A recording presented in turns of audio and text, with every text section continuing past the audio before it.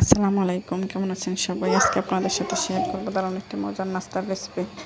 এটা বানানোর জন্য প্রথমেই আমি নিয়ে নিলাম সেমাই। এরপর সেমাইয়ের সাথে চিনি দিয়ে দিলাম, চিনির সাথে হাফ কাপের মতো গুঁড়া দুধ দিয়ে দিলাম। এরপর হালকাভাবে এগুলো সবগুলোকে ভালোভাবে মিশিয়ে নেব। একটু সময় নিয়ে ভালোভাবে মেশাতে হবে। এরপর ডিম দিয়ে দেব।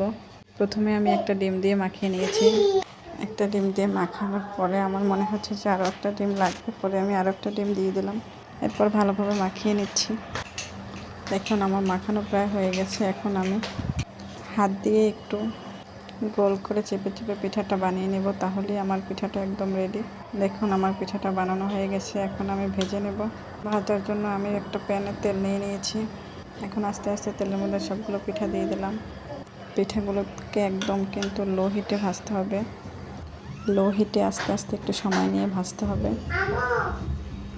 না হলে কিন্তু উপরটা পড়ে যাবে, ভিতরে কাঁচা থেকে যাবে। দেখুন মাশাআল্লাহ আমার সবগুলো পিঠা অনেক সুন্দরভাবে ফুলে গিয়েছে। আলহামদুলিল্লাহ অনেক সুন্দর হয়েছে। দেখতে যেমন সুন্দর হয়েছে, খেতেও মাশাআল্লাহ অনেক মজা হয়েছে। আপনারা বাসায় একবার হলেও ট্রাই করে দেখবেন, খেতে কিন্তু দারুণ মজা হয়। ধন্যবাদ ভিডিওটি দেখার জন্য। আল্লাহ হাফেজ।